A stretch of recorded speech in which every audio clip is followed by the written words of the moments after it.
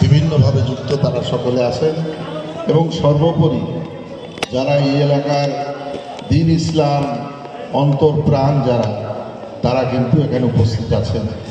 আপনাদের সকলকে আমি পুনরায় সালাম জানাই, আমার আন্তরিক অভিনন্দন এবং শুভেচ্ছা জানাই।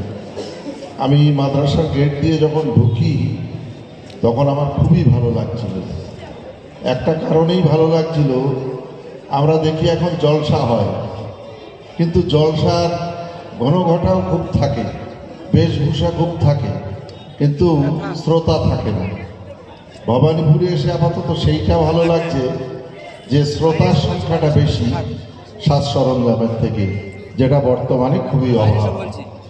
এটা খুবই ভালো লক্ষণ যে আমাদের এলাকার মানুষরা এখনও মিলাদ মাহফিল শোনেন এবং নিশ্চিত আমরা যেসব কথা শুনি সবটা হয়তো আমরা পালন করতে পারি না, তো কিয়দংশ পালন করলেও সেটা আমাদের ইহকাল এবং পরকালে নিশ্চিত কাজে লাগে। এবং এর থেকে আমাদের শুধু ব্যক্তিগত ইহকাল আর পরকাল হয় না, আমাদের যে পরিবার আছে প্রত্যেকের এবং আমাদের যে সমাজ আছে সেই পরিবার এবং সমাজ একে অপরকে দেখে শুনে কিন্তু উপকৃত হয়।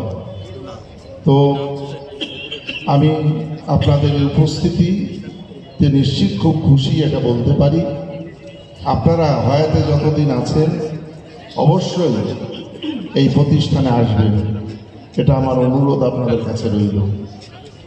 দেখেন, মানুষ আসবে, যাবে, চলে যাবে। একটা দিন যুবক, তারপরে আস্তে আস্তে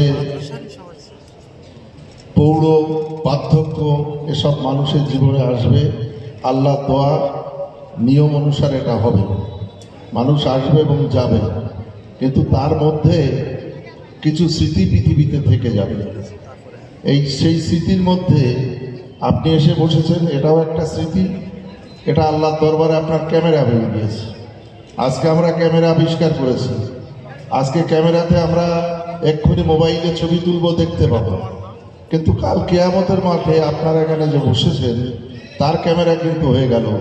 কালকে আপনার হাত পা যখন সাক্ষ্য দেবে না, ওই ক্যামেরার স্ক্রিন কিন্তু আপনার হয়ে সাক্ষ্য দেবে।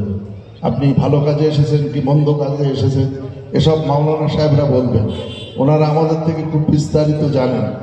আমি একটাই কথা বলবো, আর একটা খুব ভালো লেগেছে, আমরা আসলে আমাদেরকে নিয়ে দোতলায় তোলা হলো, চা পানির ব্যবস্থা করা হলো, কিন্তু সমৃদ্ধ লাইব্রেরি দেখে আমার খুব ভালো লেগেছে। আমাকে তো পড়তে বললে আমি একটাও পারবো না, কোন বইটাই কি বইয়ের নামই বলতে পারবো না, কিন্তু এত সুন্দর কেতাবগুলো রাখা আছে, এটা দেখলেও মানুষের, যারা বইপ্রেমী মানুষ তাদের অবশ্যই ভালো লাগবে।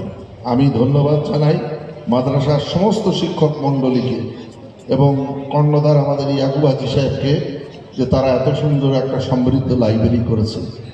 মানুষের জীবনের সম্পদ, সমাজের সম্পদ, ইতিহাস হিসাবে সম্পদ, আগামী দিনের সম্পদ ওই লাইব্রেরি।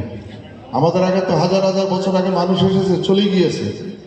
তো যদি বই না আমরা পেতাম, ইতিহাস যদি না পেতাম, তাহলে সেই মানুষদের কথা জানতে পারতাম না। তো সেই ইতিহাসটা কোথায় আছে? ওই কেতাবের ভিতরে আছে। নানা রকম ইতিহাস, মানে শুধু যে ইতিহাস তাই নয়, মানে টোটাল সমগ্র সমাজের জিনিসটা কিন্তু ওই বইয়ের ভিতরে তার চিত্রটা থাকে। সুতরাং আমি আর সময় নেব না, সবাইকে একটা কথা বলবো, দেখুন, ইহকালের সব কাজ করতে হবে, সঙ্গে সঙ্গে নিজের কথাও ভেবে নিতে হবে। আল্লাহর দেওয়া অর্ডারটা সবাই মানবে। আমরা যেরকম দেখি একটা সরকারের আন্ডারে থাকলে সরকার কিছু অর্ডার দেয়, সেগুলো আমাদের দৈনন্দিন জীবনে মেনে চলতে হবে। আল্লাহ পৃথিবীতে আমাদেরকে পাঠিয়েছে কটা নির্দিষ্ট অর্ডার দিয়ে, অনেক অর্ডার আছে, তার মধ্যে কতগুলো ফান্ডামেন্টাল অর্ডার আছে, মৌলিক কটা অর্ডার আছে। এই মৌলিক অর্ডার কটা মানতে হবে। কি সেই মৌলিক অর্ডার? আপনি হয়াতে যতক্ষণ আছেন আপনাকে নামাজ পড়তে হবে। আপনি হয়াতে যতক্ষণ সুস্থ আছেন আপনাকে রোজা করতে হবে। আপনি হয়াতে যতক্ষণ আছেন, আপনার যদি সামর্থ্য থাকে আপনাকে হজ করতে হবে। আর কি করতে হবে? আপনাকে যাকাত দিতে হবে। এইগুলো হলো আল্লাহ ফান্ডামেন্টাল অর্ডার। মানে আল্লাহ আপনাকে পৃথিবীতে পাঠিয়েছে, তার সঙ্গে কিন্তু এটা পাঠিয়ে দিয়েছে, এটা আপনাকে করতে হবে। তো আমরা নানা ওসিলা দিই, এই যে আমি আজকে ওই সরকারি অফিসে গিয়েছিলাম, জামা কাপড় ঠিক নেই, এখন নামাজ পড়বো না, বাড়ি গিয়ে পড়বো। কদিন আগে একজনের সঙ্গে কথা বলছিলাম, বলছে যে আমি নামাজের টাইম আছে, এক জায়গায় আছে, বলছে আমি সব রাতে কাজা পড়ে দিই। তাই বলি ভাই তুমি রাতে এত কাজা পড়তে পারতো, দিনে কেন এখন তুমি নামাজটা পড়তে পারছো না? এরকম মানুষ আছে কিন্তু, বলো সব কাজা পড়ে দেবে, তা নয়। নামাজটা অবশ্যই পড়তে হবে। নামাজ পড়লে আপনার সময় নষ্ট হবে না, নামাজ পড়লে আপনার অর্থ নষ্ট হবে না, নামাজ পড়লে বরং আপনার ওই দিন এবং ভবিষ্যতের বরকত হবে। সুতরাং নামাজটা কম্পালসারি পড়বেন। শরীর সুস্থ থাকলে অবশ্যই রোজা রাখবেন, জাকাত দেবেন। আল্লাহর বিধানগুলো এমনি হয়নি, আল্লাহর বিধানগুলো তৈরি হয়েছে আপনার উপকারার্থে, আমাদের সমাজের উপকারার্থে। সুতরাং সেইটা আপনার করবেন। আমি সময় নেব না, কারণ এরপরে একটা বড় প্রোগ্রাম আছে। সবাই আমাকে যদি আমার কোনো ভুল ত্রুটি হয় মাফ করে দেবেন। এই যে সবাই আমার জন্য দোয়া করবেন, আমি আপনাদের জন্য দোয়া করি। আলহামদুলিল্লাহ। দেখেন এইটা যে প্রশ্ন খুব কঠিন, উত্তরও খুব কঠিন, বুঝতে পেরেছেন? এমন সময় প্রশ্ন করা হয়েছে, আপনারা তো জানেন, আর সম্ভবত মার্চ মাসেই ভোট ঘোষণা হয়ে যাবে। এটা তো ফেব্রুয়ারি মাস চলছে। তো যাই হোক, ব্যাপার হলো ফান্ড তো শেষ নেই বললেই চলে, যত কিঞ্চিত আছে। এইবার আর একটা সমস্যা আছে, যেটা আমি এখানে মাইকে বলতে পারছি না। আমি অতটা পারবো না, এই মুহূর্তে পারবো না। তবে যদি নিয়মে খাটে আমি কিছু ফান্ড কোনো না কোনোভাবে কথা বলে দেওয়ার চেষ্টা করব, এইটা বলছি। সেটা আমি যারা কর্তৃপক্ষ আছে তোমাদের সঙ্গে আমি কথা বলে নেব, ঠিক আছে? আলহামদুলিল্লাহ। নারাই তাকবীর, নারাই আল্লাহু আকবার, নারাই তাকবীর, নারাই তাকবীর, আল্লাহু আকবার।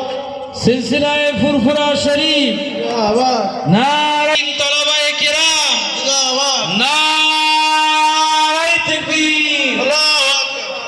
ঠিক আছে। যে 50টা ছেলের মাথায় পাগড়ি পরানো হবে, দেখুন এই ছেলেগুলো সব স্টেজে আসছে। বুখারী শরীফের মতন হাদিস, কোরআনে পড়ে যার সম্মান,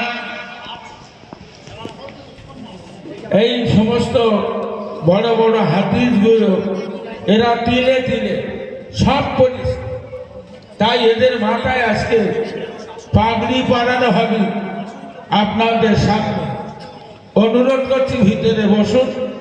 মাওলানা জামাত আলী সাহেব খুবই জ্ঞানী আলেম এবং তিনি ওয়াজ করবেন, তার ওয়াজ শুনুন।